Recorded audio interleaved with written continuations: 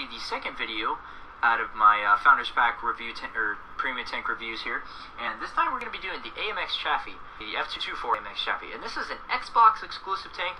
The PC version does not have this, just like our T3488 that we have. And this tank, this is my favorite of the three.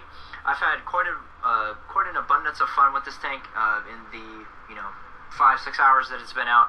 I've been playing it a bit. And this is a really fun tank, and it has some really good attributes that I'm going to talk to you guys about. And it has some really cool perks over some of the other light tanks and just other tanks in general in the game. So let's jump right into it. So the AMX Chaffee has 600 hit points, which is not too much. It is a tier 6 light tank. You're not going to have a ton of hit points, but 600, you can take a hit, from like a 122 or something like that, and you'll still be able to live to tell the tale. But after that, you're going to be pretty much crippled, so you can't really take too many hits with this thing with 600 hit points. But it's not that big of a deal. You're going to be wanting to passively scout and pretty much stay hidden for most of the game, and that's what I'm going to go for here.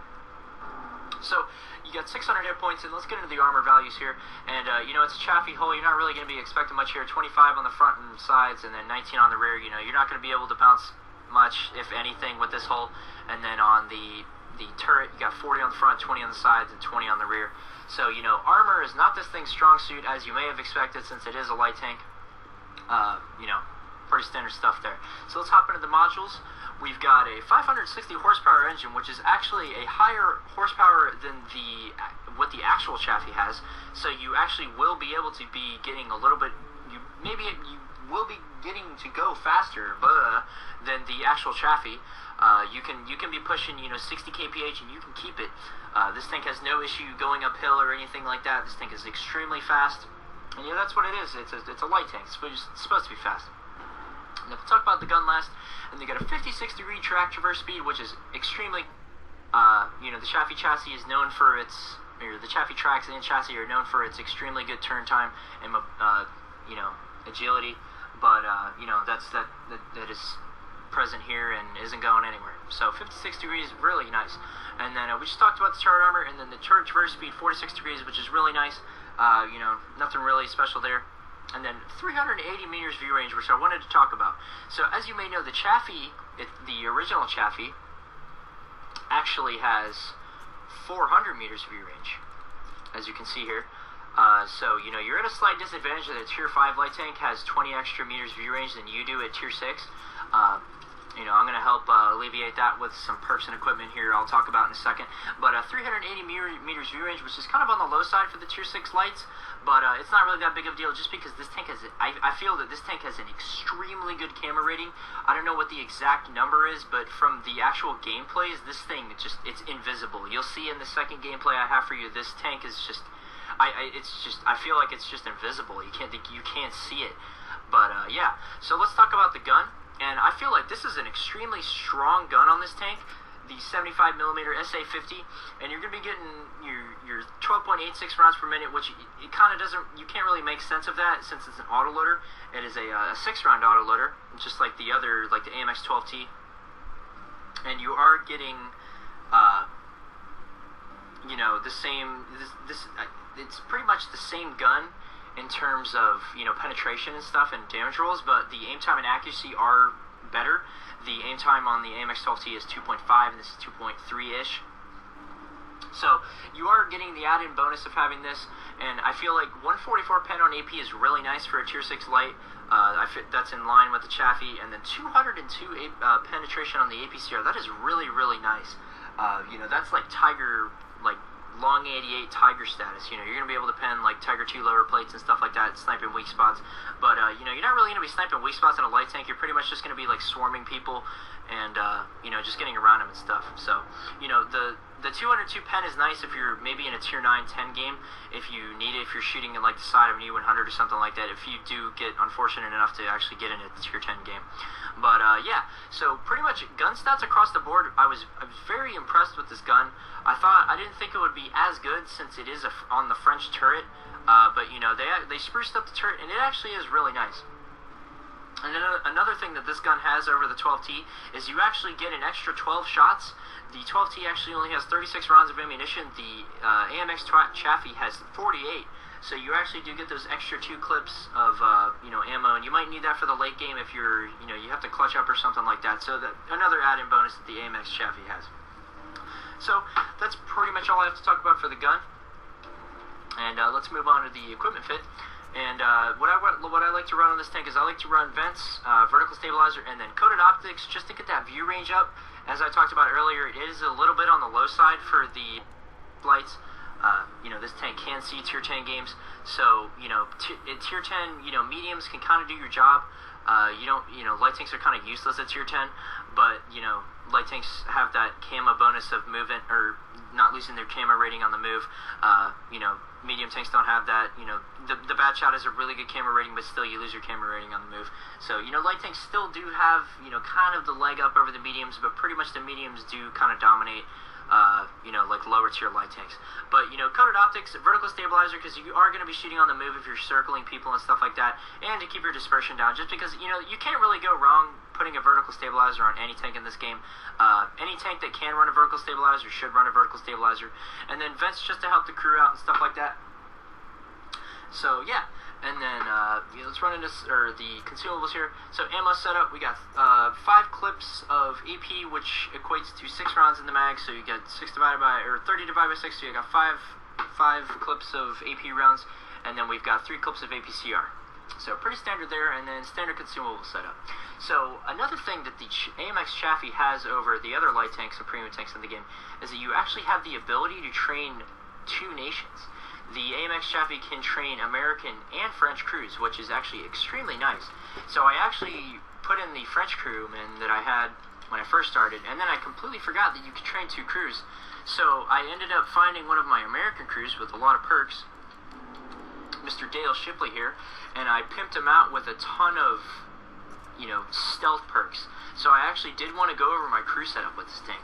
So, with the addition of the new perks, Wargaming Xbox has been adding in, they really do kind of appeal to the light tank drivers and stuff like that, because I feel like light tanks are a really underplayed class in this game, and, they aren't utilized as well as they could be.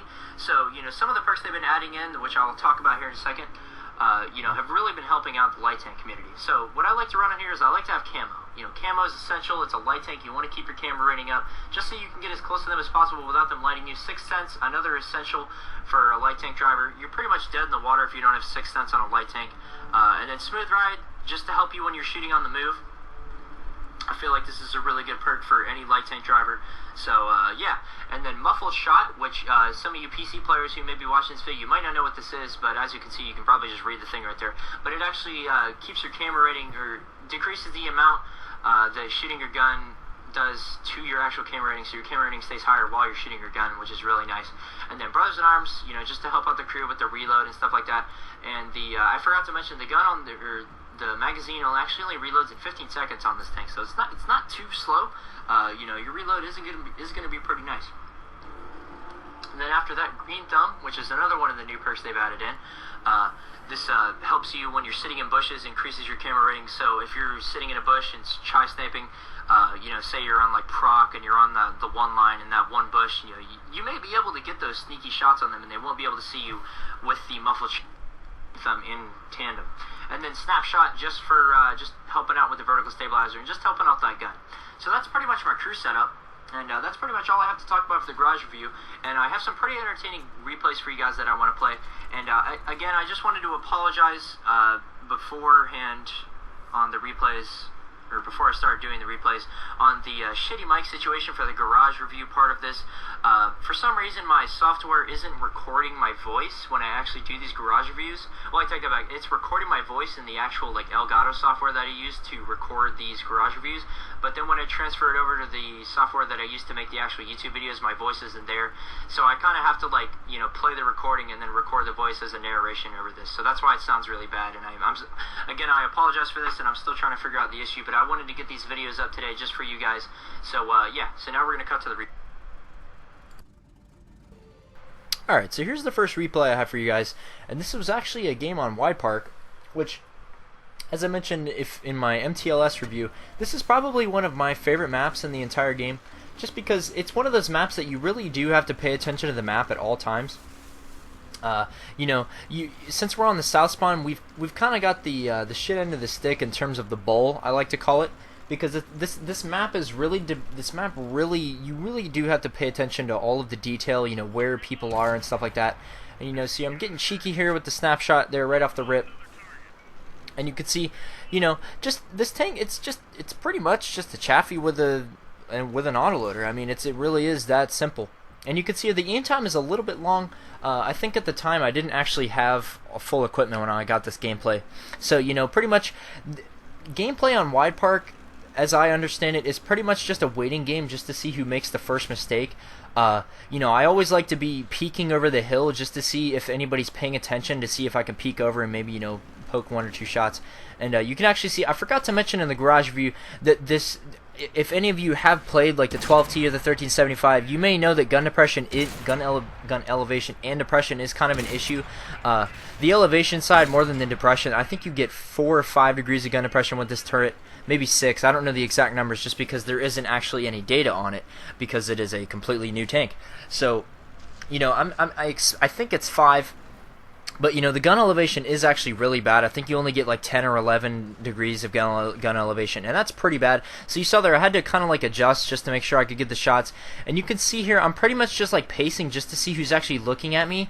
And I try to sneak a shot in here on the artillery, but he actually was behind a building, and, you know, that didn't actually end up connecting. And then you can see these are the cheeky shots I'm talking about right here. You just got to be looking for this kind of stuff. And, you know, you can see me drilling this this M6 here. And, you know, one thing that I do want to highlight about the AMX Chaffee is that I do believe that the rechamber time in between shots is 2 seconds, and that actually does have a severe difference in it between the 1375 and the 12T and stuff like that. The 12T and the 1375 has a 2.73 interval in between shots, which is the same as the bat chat and that entire line. I believe that the AMX Chaffee does have the 2-second interval just because it seems really fast, and it seems kind of like the T57. You know, really cheeky shot here on this guy as he comes under the tracks. Really lucky RNG there. Wasn't expecting to hit that. And, you know, this is exactly what I'm talking about with this map. You know, you just got to be looking to catch people off guard, you know, and then, you know, once you're exposed for, you know, maybe 5-10 seconds, you know, everybody's just going to look at you because you're the easiest thing to kill. So, you know, this map is all reactionary, and you really just have to be paying attention to where everybody's looking. So as you can see, you know, I'm going pretty quick here. You know, Wide Park isn't really a big map, but, you know, the Chaffee is really, really, really quick. And you're going to see here, you know, here I am just looking for these opportunities again, and I actually end up getting the tracking shot here. And there's that 122 I was talking about earlier. You will be able to take the shot, but yeah, as you can see, I am left on some pretty low health here, and I'm pretty much a one-shot for everything that's left except for the light tank. So, you know, I'm going to have to play a little bit more cautious here. You know, that's one thing I always have issues with when I'm playing. You know, I always get a little bit overzealous with how much HP I have, and I kind of throw it away sometimes. And you know, that's something I'm still working on. I've gotten a lot better about it, but you know, it's still an issue. And then here's that camera rating I'm talking about. How did this guy not see me? Like, I'm not even behind a bush. I guess that tree was covering it. Like, he didn't actually see me until I shot at him. Like, that's just insane. I don't know what the actual camera rating is on this tank, but it's just absolutely insane. You're gonna see it in the next game here too. So pretty much this game's wrapping up here. You know, this just playing cheeky, man. You know, you're not really gonna be expecting like huge numbers with the with light tanks and games.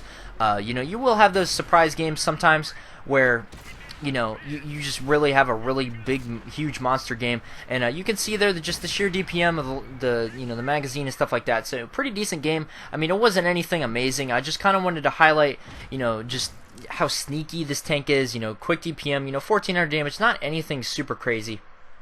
But you're going to see a lot more use of, you know, the Chaffee's mobility and the camera rating and just the sheer gun and stuff like that in this next gameplay. So this is a game on Redshire. And you know, this, again, the loading in late issue, it's not that big of a deal on some maps. You know, sometimes it seems like I load in really, really, really late, but I actually only end up loading in like 3 seconds before the game actually starts. So I don't know. I still can't figure out how to defrag. You know, I haven't asked on the forums or anything, but you know, I was just assuming that I could. So right off the rip here, I've noticed on the Xbox One the bushes actually do seem to work a lot better than they do on the 360, and I was kind of disoriented here because I hadn't actually played the updated version of Redshire in HD, so I actually completely lost where I was. And, you're going to see here, I'm using these PC bushes here. You don't really ever see anybody go here on 360 just because, the bushes are kind of iffy. I feel like they're a lot more refined on the Xbox One, and you can actually, definitely tell where they are. And this is a perfect spot for spotting this cross. For all you light tank drivers, trying to find good spots on some maps, this is a really, really strong spot here.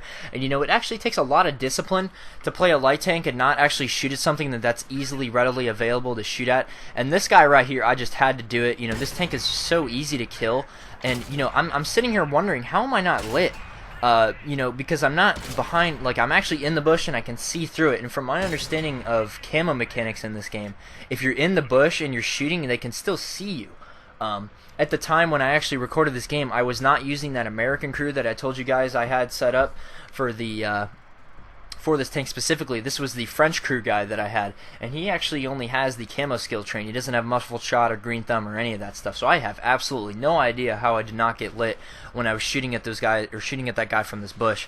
Again, I just feel like this camo rating is just absolutely unbelievable on this tank, and you're going to see later on in this game when I move over to the west side of the map, what I'm talking about even more.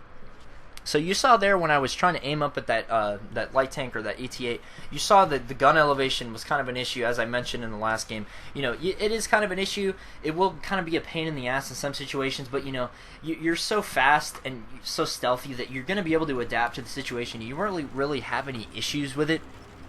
In the end, this really is just a light tank. You're not really setting up to do a ton of damage every game. You're pretty much just you're either going to win or lose based on if your team can, capitalize on the lights that you're getting. And from the looks of this game, we weren't really having, the best of teammates capitalizing on me lighting that cross or anything like that. So I looked on the right side of the map, and I saw that most of the, top tier tanks on our team were pretty much getting wiped out by their force.